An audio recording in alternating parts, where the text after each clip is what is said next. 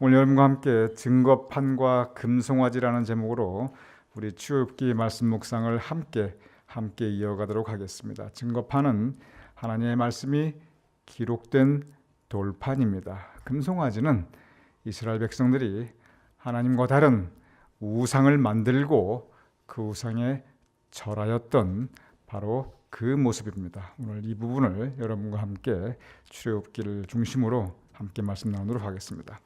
지나온 이 출애굽기 과정을 돌아보면 광야에 나온 이후에 광야에 나와서 이스라엘 민족은 하나님과 언약을 맺었습니다. 언약은 여호와께서 이스라엘의 하나님이 되시고 이스라엘은 하나님의 백성이 되는 관계 언약입니다.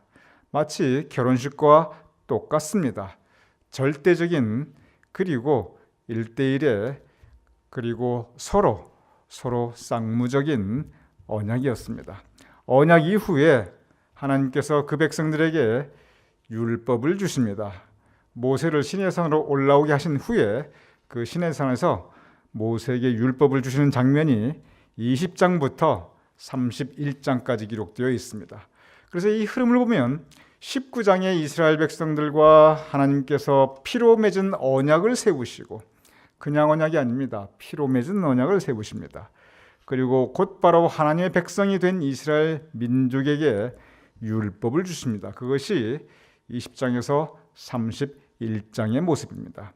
그래서 율법을 통해서 성민, 택한 백성은 어떻게 사는가, 성소, 하나님의 전은 어떻게 만드는가, 성직, 제사장은 어떻게 성별되며 무슨 일을 하는가, 성일, 거룩한 날 안식일은 어떻게 지내는가, 바로 이 구체적인 율법들을 허락하여 주셨습니다. 그리고 하나님의 말씀이 끝나게 됩니다. 그 모습이 31장 18절에 기록되어 있습니다. 제가 읽어보겠습니다. 여호와께서 시내산 위에서 모세에게 이르시기를 마치신 때 즉 이 모든 율법을 다 주셨습니다. 그리고 더불어서 증거판 둘을 모세에게 주시니 이는 돌판이요 하나님의 친히 쓰신 것이더라. 이 증거판에 하나님의 말씀을 기록하여 하나님께서 친히 쓰셔서 모세에게 주셨습니다. 그래서 이제 모세는 시내산에서 저 증거판, 즉 율법이 기록되어 있는 그 판을 가지고 산을 내려오게 됩니다. 그리고 이스라엘 백성들에게 그 증거판을 보여주고 그리고 그것을 영원히 지킬 율법으로 선포할 계획이었습니다.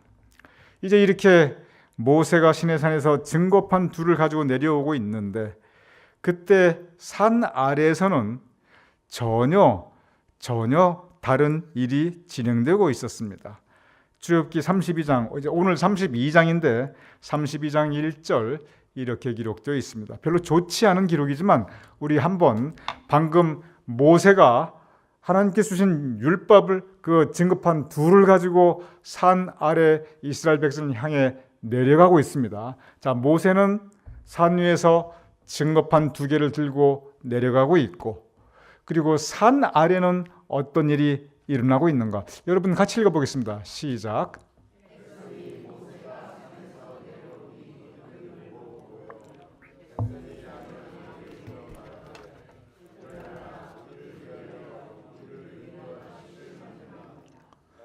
네, 감사합니다. 일어나라 우리를 위하여 우리를 인도할 신을 만들라. 그리고 쭉 여러분 그 이유를 읽어보시면 다 금을 가지고 다 내가지고 그 금을 녹여서 금송아지를 만들게 됩니다.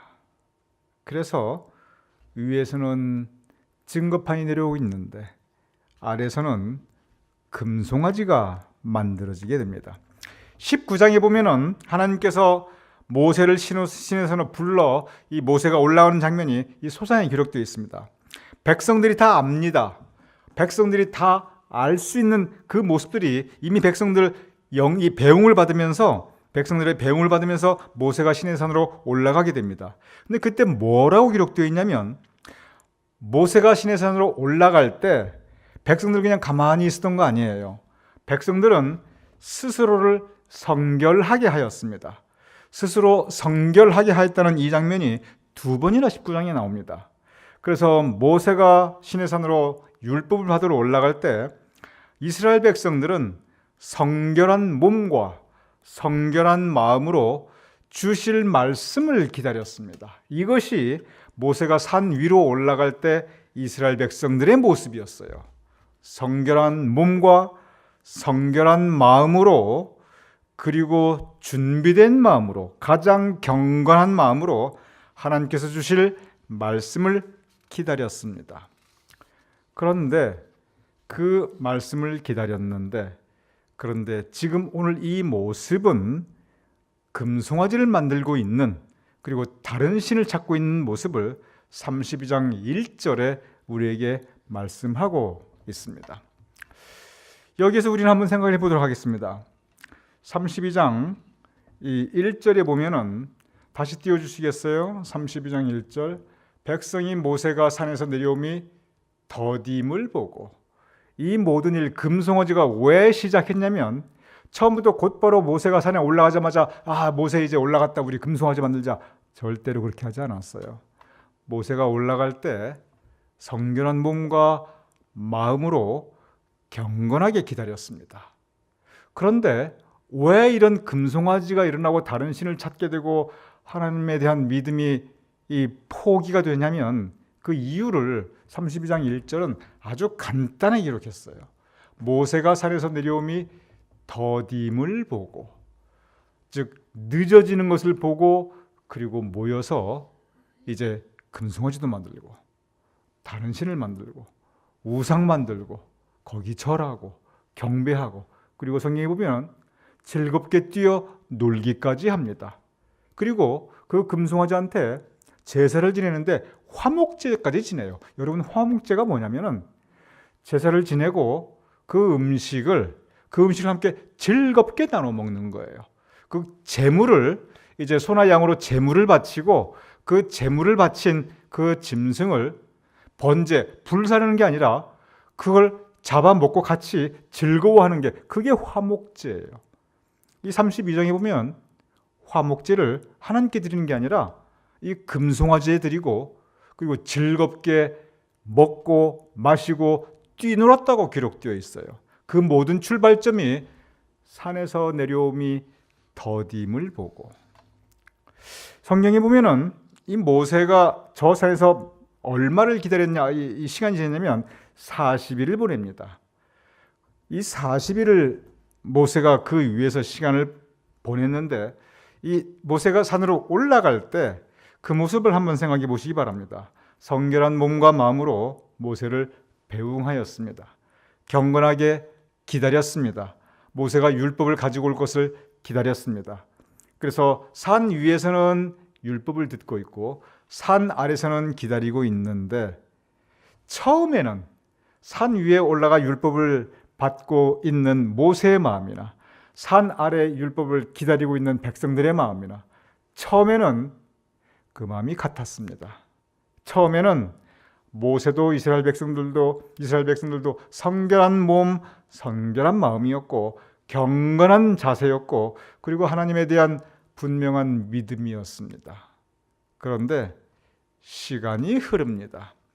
한 주가 지나고 두 주가 지나고, 모세 왜 안 내려오지?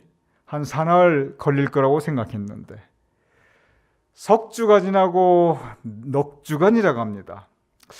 이거 저 위에 올라가 봐야 먹을 것도 없고, 저기 가면은 그 쿠거라든지 제규어라든지 야생사자도 있고, 이거 굉장히 위험한 곳인데 혹시 어떻게 된 게 아닐까? 5주가 지나갑니다. 6주가 지나갑니다. 40일이 지났습니다. 사람이 40일 동안 저 위에 살 수가 없는데 굶어 죽었구나, 아니면 짐승에게 잡혀 죽었구나, 저 위엔 추울 텐데 저 한증으로 얼어 죽었구나, 이거 분명히 모세는 죽은 게 틀림없다, 인간적인 생각이 들어오겠지요. 그러면서 이제 다 틀렸다, 기다려봐야 소용없다, 더 기다려봐야 소용없고 더 믿어봐야 소용없고 이제 다른 신을 찾자. 이스라엘 백성들이 바랐던 것은 모세가 율법을 들고 내려오는 것이었어요. 그들이 바랐다는 것은 모세가 율법 들고 내려오는 것인데 한 가지 더 바랬던 게 있습니다. 그것은 뭐냐면 그들이 바라는 때가 있었습니다. 길어야 한두 주 걸릴 줄 알았어요. 한 사나흘 걸릴 줄 알았고 길어야 1, 2주 걸릴 줄 알았습니다. 그런데 모세가 산에서 내려옴이 더딤을 보고 이게 원하던 때에 안 이루어지니까 기다려도 안 되니까 응답이 없으니까 이스라엘 백성들이 믿음을 포기합니다. 하나님을 떠납니다. 피로 맺은 언약을 불과 40일 만에 버리게 됩니다. 스스로 성결하게 하였던 그들인데 그런데 스스로 부정하게 만듭니다. 왜? 이유는 단 한 가지. 그들이 바라는 대로 안 되니까 그거 한 가지입니다. 내가 원했던 것을, 내가 기대했던 것을 내가 바라는 모습으로 내가 바라는 때 안 이루어지니까, 하나님께서 들어주시지 않으니까, 내 계획대로 움직여지지 않으니까, 그러니까 이 더딤을 보고 이제 새로운 신을 찾습니다. 다른 것에 의지하게 됩니다. 인간적으로 보면 이해도 돼요. 왜냐하면 시간이 많이 흘렀고 기다려봐야 소용이 없겠다. 인간적인 계산으로는 그게 정확합니다. 40일이 지났어요. 사람이 살 수 있는 그런 상황이 아니에요. 더 기다리느니 시간 낭비다. 인간적인 계획, 인간적인 생각, 인간적인 판단이 앞섭니다. 그리고 다른 것에 의지하고 금송아지를 만들게 됩니다. 이 모습 하나님께서 기뻐하지 않으십니다. 32장 9절 그리고 10절 제가 읽어보겠습니다. 여호와께서 또 모세에게 이르되 내가 이 백성을 보니, 금송아지를 만든 이 백성을 보니, 40일 지난 다음에 마음이 변해버린 이 백성을 보니 그들은 목이 뻣뻣한 백성이로다. 내가 그들에게 진노하여 그들을 진멸하고 너를 큰 나라가 되게 하리라. 목이 뻣뻣한 백성, 무슨 뜻입니까? 불순종한다는 뜻입니다. 여러분, 소나 말이나 양이나 노새 한결같이 이렇게 곱비가 달려 있고 이렇게 목에 이렇게 멍에가 달려 있고 그런데 앞에서 끌어보면은 그냥 순순하게 순종하며 따라올 때가 있고요.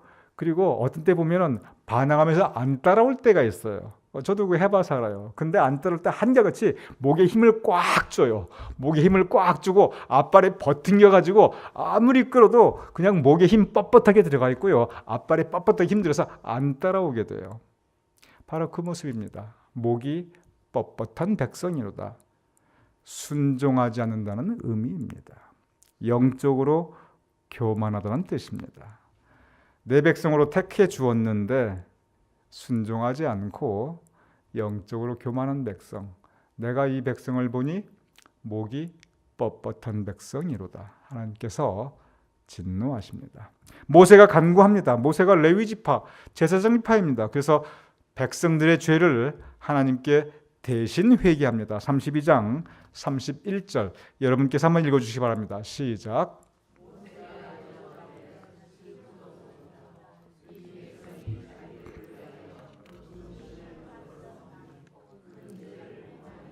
네, 감사합니다. 금신을 만들어 싸우니, 금송아지를 만들고 거기에 경배하고, 내 앞에 다른 신을 두지 말라 하였는데 다른 신을 두었고, 우상 숭배하지 말라 하였는데 우상 숭배하였고, 하나님의 이름을 망령되이 일컫지 말라 했는데 하나님께서 가르치셨던 제사의 방법으로 저 금송아지를 제사하였으니 큰 죄를 범하였지요. 모세가 기도합니다. 여러분, 이 모습을 한번 우리 신앙에서 한번 생각을 해보시기 바랍니다. 우리가 이 성경 말씀을 읽으면 야, 황당하다. 어떻게 저렇게 금방 그렇게 마음이 변해가지고 언약을 했다가 금송아지를 섬길 수 있을까? 그런데 우리도 저러한 때가 의외로 많이 있습니다. 어떤 때 저런 일이 생기냐 하면 우리의 믿음이 어떤 때 낙심이 되고 심지어 믿음의 길로 떠나게 되냐면 많은 경우는 우리가 바라는 것들이, 우리가 소망하는 것이, 우리가 기도하는 그 기도의 제목들이 우리가 바라는 모습으로 우리의 때에 이루어지지 않을 때, 즉 더딜 때, 모세가 산에서 내려오는 것이 더딤을 보고 이 더디고 우리의 기다림이 길어지게 될 때, 즉 기도의 응답이 안 될 때, 우리 삶에 하나님께 올려드렸던 소망이 있는데 이렇게 좀 되게 하여 주시옵소서. 그런데 되는 것은 고사하고 그 반대로 우리의 삶의 모습이 진행이 될 때, 그때 우리의 믿음 낙심하게 됩니다. 많은 경우. 그리고 다시 일어나지 못하고 떠나가기도 됩니다. 인간관계도 그렇습니다. 우리가 바라는 것, 서로에게 바라는 것이 있습니다. 서로에게 기대하는 것이 있습니다. 그런데 이것이 채워주지 않고 이루어지지 않을 때, 상대방이 내 기도에 부응하지 않을 때, 내가 바랬던 만큼 나를 채워주지 못해서 내가 실망하거나 또는 내가 마음속에 원망이 들 때, 또는 내 마음속에 상대방에 대해서 섭섭함이 들 때, 그때 우리 마음도 달라지게 됩니다. 하나님에 대해서 믿음이 떠나는 그 과정이나 사람에 대해서 섭섭한 마음으로 우리의 마음이 가득 차는 거나 사실 그 구조가 똑같습니다. 가장 큰 것은 뭐냐면 우리가 바라는 것, 우리가 원하는 것들이 우리가 원하는 그 시간에 이루어지지 않을 때, 우리가 바라는 것들, 우리가 원하는 모습으로 이루어지지 않을 때, 하나님께는 그 기도의 응답이 되지 않을 때, 인간관계에서는 실망하거나 섭섭함을 느낄 때, 그때 그 마음이 달라지게 될 수 있습니다. 생각해 보시기 바랍니다. 19장에 성결하게 모여서 가장 경건한 마음으로, 아마 예배드리는 마음으로 모세를 산 위에 올려보냈을 거예요. 그리고 기도하고 있었을 거예요. 그 모습이 금송아지를 만들고 거기에 예배하고 그리고 뛰놀았더라라고 기록되어 있습니다. 우리가 이 기도하는데 응답이 없을 때 바로 이런 경우가 있다는 것을 성서는 우리에게 이 사건을 통해서 경계하고 있습니다. 성서 요한계시록을 보면, 특별히 신약 전체를 보면 이것이 커다란 신앙의 과제가 됩니다. 초대교인들이 바라는 모습이 있는데 그들이 바랬던 건 이 땅에 정의가 세워지게 하여 주시옵소서. 우리 믿는 사람들 핍박하는 저 나쁜 사람들을 다 벌받고 다 이 세상에서 없어지게 해주세요. 믿는 사람들이 복받게 해주세요. 우리의 기도 들어주셔서 이 땅에 하나님의 나라를 이루어주세요. 얼마나 선한 기도입니까? 얼마나 아름다운 소망입니까? 그런데 시간이 갑니다. 10년이 가고 20년이 가고 30년이 갑니다. 그 기도가 응답이 되지가 않습니다. 오히려 핍박은 더 심해지고 정의는 더 무너지고, 우리 가운데 하나님이 계신가 안 계신가, 이게 출애굽기에서 이스라엘 백성들이 하였던 말이에요. 우리 가운데 하나님이 계신가 안 계신가. 왜? 원하는 것이 이루어지지 않으니까. 신약의 이 요한계시록에서 똑같은 문제에 봉착합니다. 그래서 기도 응답이 안 되니까, 내가 바라던 것들이 이루어지지 않으니까, 내가 하나님 붙잡고 매달릴 때 의지하던 것이 있는데 그 의지가 안 되니까, 그때 많은 사람들이 믿음을 포기하게 됩니다. 성결했던 사람들이 금송아지를 만들게 됩니다. 그러한 그들에게 요한계시록이 계속해서 주는 말씀이 있습니다. 요한계시록에서 계속 주는데, 요한계시록 21장 7절 굉장히 중요한 본문의 말씀입니다. 우리 다시 읽어보겠습니다. 시작. 이기는 자는 이것들을 상속으로 받으리라. 나는 그의 하나님이 되고 이는 내 아들이 되리라. 이기는 자는 이것들을 상속으로 받으리라. 영생과 구원, 하나님께서 약속하여 주신 그 모습을 상속으로 받는데, 하나님의 나라를 상속으로 받는데, 나는 하나님은 그의 하나님이 되고 그는 내 자녀가 되리라. 이것은 출애굽기서 19장에 주셨던 바로 그 언약의 말씀이에요. 근데 여기서 이기는 자, 이 말씀의 의미가 뭐냐면, 여기서 이긴다는 것은 나가자, 싸우자, 이기자, 뭔가 상대방을 제압하고 내가 이긴다, 그 의미가 사실은 아니에요. 여기서 이긴다는 것은 그저 견딘다는 것을 의미하고 있습니다. 초대교인들이 무슨 총칼을 들고 나가 싸우거나 성경이 그렇게 가르치지 않았어요. 견디어라, 견디어라, 그리고 기다리라. 여기서 이긴다고 하는 이 승리의 의미는 신약 성경에서 사도 바울이 말했던 악령과 싸워 이긴다. 물론 그 의미도 있습니다. 근데 요한계시록에서 계속 이기는 자, 이기는 자, 이기는 자 이것이 강조될 때는 시련이 닥쳐오는데 견디고 기다리는 것밖에 다른 방법이 없어요. 우리 신앙 삶 가운데 그런 경우가 참 많이 있습니다. 그저 참고 견디고 기다리는 것 외에 다른 방법이 없는 경우, 바로 그 상황입니다. 그것을 말하는 거예요. 여기서 이기는 것, 그저 기다리는 것입니다. 그저 견디는 것입니다. 출애굽기 32장의 이스라엘 백성들의 실패는 무엇이냐면 바로 이 참고 견디고 그리고 기다리는 것, 바로 이 부분에 대한 실패입니다. 오늘 이 말씀, 이기는 자는 이것들을 상속으로 받으리니 나는 그들의 하나님이 되고 그는 나의 자녀가 되리라. 이 말씀, 모세가 산에서 내려오는 것이 더뎠던 것처럼 우리의 신앙에서 우리의 기다림이, 그 응답이 더디게 될 때가 있습니다. 그럴 때라 할지라도 여러분과 저 우리 모두 피로 세운 언약을 하나님과 함께 하였던 믿음의 자녀들이니 그 믿음을 지켜나가실 수 있는 저와 여러분이 될 수 있기를 주님의 이름으로 축원합니다.